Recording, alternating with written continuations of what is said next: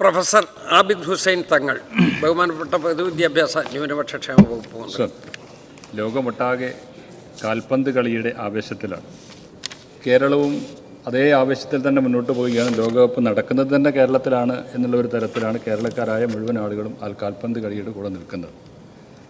ഈ സമയത്താണ് കേരളത്തിലെ കായികാധ്യാപകർ നേരിടുന്ന വളരെ പരിതാപകരമായൊരു പ്രയാസം അങ്ങയുടെ ശ്രദ്ധയിൽപ്പെടുത്താൻ ആഗ്രഹിക്കുന്നത്. ഈ കാലഘട്ടം ലഹരിക്ക് അടിമയാക്കപ്പെടുന്ന ഒരു കാലഘട്ടമാണ്. അതിനെതിരെ ഓപ്പറേഷൻ തൂഫാൻ വളരെ ഭംഗിയായി നടക്കുന്ന ഒരു കാലഘട്ടമാണ്.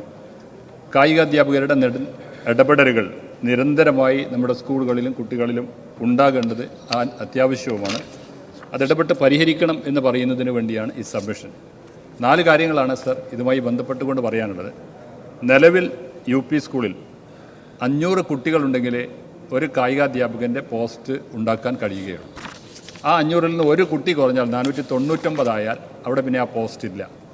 അതുകൊണ്ട് ആ പരിധി കുറയ്ക്കുകയും അതോടൊപ്പം തന്നെ നേരിയ വ്യത്യാസമുണ്ടെങ്കിൽ പോലും അധ്യാപകൻ്റെ പോസ്റ്റ് നിലനിർത്തുന്നതിനാവശ്യമായ നടപടി അതിൻ്റെ ഭാഗമായി ഉണ്ടാകണം.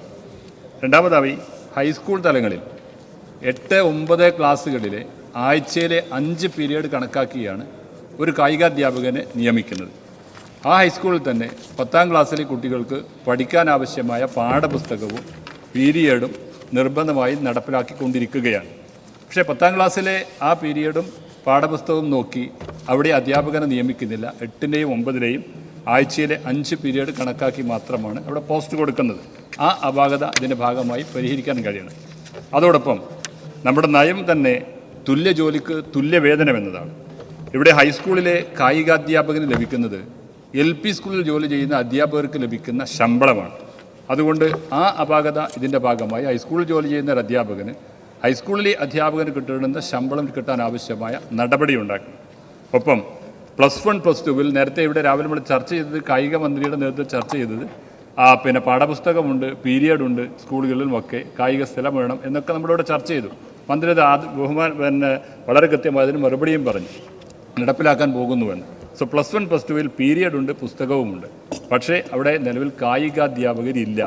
ആ മേഖലകളിൽ അടിയന്തരമായി ഒരു PET പോസ്റ്റ് ഉണ്ടാക്കുന്നതിനാവശ്യമായ നടപടി ഉണ്ടാകണം. സർ, ഇതിൻ്റെ ആകത്തിലൊരു കണക്ക് മാത്രം ഞാൻ പറഞ്ഞ് അവസാനിപ്പിക്കാം. LP സ്കൂൾ വിഭാഗത്തിൽ 6389 സ്കൂളുകളിൽ 9.6 ലക്ഷം കുട്ടികൾ പഠിക്കുന്നുണ്ട്. അവിടെ ഒരു കായികാധ്യാപകനുമില്ല. UP സ്കൂളുകളിൽ 2720 സ്കൂളുകളിൽ 9.2 ലക്ഷം കുട്ടികൾ 9.2 ലക്ഷം കുട്ടികൾ പഠിക്കുന്നുണ്ട്. അവിടെ 394 കായികാധ്യാപകർ മാത്രമാണുള്ളത്. ഹൈസ്കൂൾ വിഭാഗത്തിൽ 2650 സ്കൂളുകളിൽ 11.5 ലക്ഷം കുട്ടികൾ പഠിക്കുന്നുണ്ട്. 1450 അധ്യാപകർ മാത്രമാണ് അവിടെ ഉള്ളത്. ഹയർ സെക്കൻഡറി വിഭാഗത്തിൽ 1703 സ്കൂളുകളിൽ 7.3 ലക്ഷം കുട്ടികൾ പഠിക്കുന്നുണ്ടെങ്കിൽ ഒരൊറ്റ കായികാധ്യാപകനും അവിടെയില്ല. VHSEയിൽ 389 സ്കൂളുകളിൽ 56,000 കുട്ടികൾ പഠിക്കുന്നുണ്ട്. ഒരൊറ്റ അധ്യാപകനും അവിടെയില്ല. ഫലത്തിൽ 86% UP സ്കൂളിലും 45% ഹൈസ്കൂളുകളിലും 100% LP, HSS, VHSSലും കായികാധ്യാപകരില്ല. ഈ അപാകത പരിഹരിച്ച് നമ്മുടെ ഈ കാലഘട്ടങ്ങളിൽ നമ്മുടെ കുട്ടികൾക്ക് വളരുന്നതിനും മുന്നോട്ട് പോകുന്നതിനും ആവശ്യമായ തരത്തിലുള്ള മാറ്റം വരുത്താൻ വിദ്യാഭ്യാസ വകുപ്പും കായിക വകുപ്പും ഒരുമിച്ച് നിന്ന് ബഹുമാനപ്പെട്ട മുഖ്യമന്ത്രിയുടെ ശ്രദ്ധയിൽ അത് പെടുത്തി ഈ അപാകത പരിഹരിക്കണമെന്ന് ഈ സബ്മിഷനിലൂടെ ആവശ്യപ്പെടുകയാണ്. മിനിസ്റ്റർ. സർ, ബഹുമാനപ്പെട്ട കോട്ടക്കൽ അംഗം ആബിദ് ഹുസൈൻ തങ്ങളിവിടെ അവതരിപ്പിച്ച ഈ സബ്മിഷൻ വളരെ പ്രാധാന്യമുള്ള ഒന്നാണ് സർ.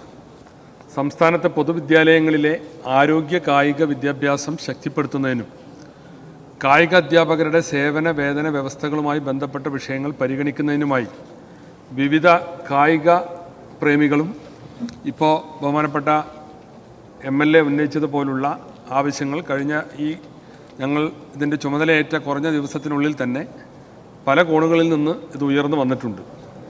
വിദ്യാർത്ഥികളുടെ ശാരീരികവും മാനസികവുമായ ആരോഗ്യം, കായികക്ഷമത, അച്ചടക്കം, നേതൃത്വ പാടവം, ജീവിതശൈലീ രോഗങ്ങളുടെ പ്രതിരോധം, ലഹരി ഉപയോഗം തടയൽ എന്നിവയിൽ ആരോഗ്യ കായിക വിദ്യാഭ്യാസത്തിന് നിർണായകമായ പങ്കുണ്ട് സർ. നിലവിലുള്ള തസ്തികാ മാനദണ്ഡങ്ങളും നിയമന വ്യവസ്ഥകളും കാലോചിതമായി പരിഷ്കരിക്കപ്പെടാത്തതിനാൽ നിരവധി വിദ്യാലയങ്ങളിൽ ആരോഗ്യ കായിക വിദ്യാഭ്യാസം ഫലപ്രദമായി നടപ്പിലാക്കുന്നതിന് പരിമിതികൾ നിലനിൽക്കുന്നതായും ശ്രദ്ധയിൽപ്പെട്ടിട്ടുണ്ട്. സർ, ആരോഗ്യ കായിക വിദ്യാഭ്യാസ മേഖലയിലെ പ്രശ്നങ്ങൾ പഠിക്കാൻ വിദഗ്ധ സമിതി രൂപീകരിക്കുക, നിലവിലുള്ള കായികാധ്യാപക തസ്തികകൾ സംരക്ഷിക്കുക, ദേശീയ മാനദണ്ഡങ്ങൾക്കനുസൃതമായി നിയമന യോഗ്യതകൾ പരിഷ്കരിക്കുക. ഇവിടെ ബഹുമാനപ്പെട്ട MLA സൂചിപ്പിച്ച പോലെ തുല്യ ജോലിക്ക് തുല്യ വേതനം എന്ന തത്വം സംബന്ധിച്ച് ആവശ്യം പരിശോധിക്കുക. വിവിധ വിദ്യാഭ്യാസ തലങ്ങളിൽ ആവശ്യമായ കായികാധ്യാപക തസ്തികകൾ അനുവദിക്കുക. ഹയർ സെക്കൻഡറി വിഭാഗത്തിൽ സ്ഥിരം കായികാധ്യാപക തസ്തികകൾ സൃഷ്ടിക്കുക. സ്ഥാനക്കയറ്റ സാധ്യതകളും സേവനാനുകൂല്യങ്ങളും പുനഃപരിശോധിക്കുക എന്നീ ആവശ്യങ്ങൾ ഇപ്പോൾ ഇവിടെ ബഹുമാനപ്പെട്ട അംഗം ചൂണ്ടിക്കാണിച്ചതുപോലെ തന്നെ വിവിധ തലങ്ങളിൽ പരിശോധിച്ചു വരികയാണ്. മുൻകാലങ്ങളിൽ പുറപ്പെടുവിച്ച ഉത്തരവ് പ്രകാരം 1:500 ഇവിടെ MLA അത് സൂചിപ്പിച്ചു, 500 കുട്ടികളുണ്ടെങ്കിലേ ഒരു കായിക അധ്യാപകൻ ഉണ്ടായിരുന്നുള്ളൂ. അപ്പോൾ നിലവിലുള്ള തസ്തിക നഷ്ടപ്പെടാതിരിക്കാൻ കഴിഞ്ഞ വർഷം മുതൽ അത് 1:300 ആക്കിയിട്ടുണ്ട്. 300 കുട്ടികളുണ്ടെങ്കിൽ അവരുടെ പോസ്റ്റ് സംരക്ഷിക്കപ്പെടും. സർ, ഈ കാര്യങ്ങളെല്ലാം വിശദമായി പരിശോധിച്ച് നമ്മുടെ സ്കൂൾ വിദ്യാഭ്യാസത്തിൽ കായിക വിദ്യാഭ്യാസം കൂടുതൽ ഊന്നൽ നൽകണമെന്ന് ഈ സർക്കാരും ആഗ്രഹിക്കുന്നു. അതിൻ്റെ ഭാഗമായി ഇക്കാര്യങ്ങൾ പരിശോധിക്കുന്നതിന് വേണ്ടി ഒരു വിദഗ്ധ സമിതിയെ രൂപീകരിച്ചിട്ടുണ്ട്. സർ, 29/6/26 സർക്കാർ ഉത്തരവ് 4258/2026 പ്രകാരം ഒരു വിദഗ്ധ സമിതി രൂപീകരിച്ചിട്ടുണ്ട്. ആ വിദഗ്ധ സമിതിയിൽ പൊതുവിദ്യാഭ്യാസ ഡയറക്ടർ, അഡീഷണൽ സെക്രട്ടറി പൊതുവിദ്യാഭ്യാസ വകുപ്പ്, അതുപോലെ തന്നെ അഡീഷണൽ ഡയറക്ടർ അക്കാദമിക്, പൊതുവിദ്യാഭ്യാസ ഡയറക്ടറുടെ കാര്യാലയം, കേരള ഒളിമ്പിക് അസോസിയേഷൻ്റെ പ്രസിഡന്റ്, ഈ 4 പേരുൾപ്പെടുന്ന ഒരു സമിതിയെ സർക്കാർ ഇന്നലെ ഈ കാര്യത്തിന് വേണ്ടി നിയോഗിച്ചിട്ടുണ്ട്. ആ വിദഗ്ധ സമിതി റിപ്പോർട്ട് 6 മാസത്തിനുള്ളിൽ നൽകണം എന്നും പറയുന്നുണ്ട്. ഈ വിദഗ്ധ സമിതിയുടെ റിപ്പോർട്ടിനനുസൃതമായി തുടർ നടപടികൾ ഉണ്ടാകുമെന്നും സഭയെയും ബഹുമാനപ്പെട്ട അംഗത്തെയും ഞാൻ അറിയിക്കുകയാണ്.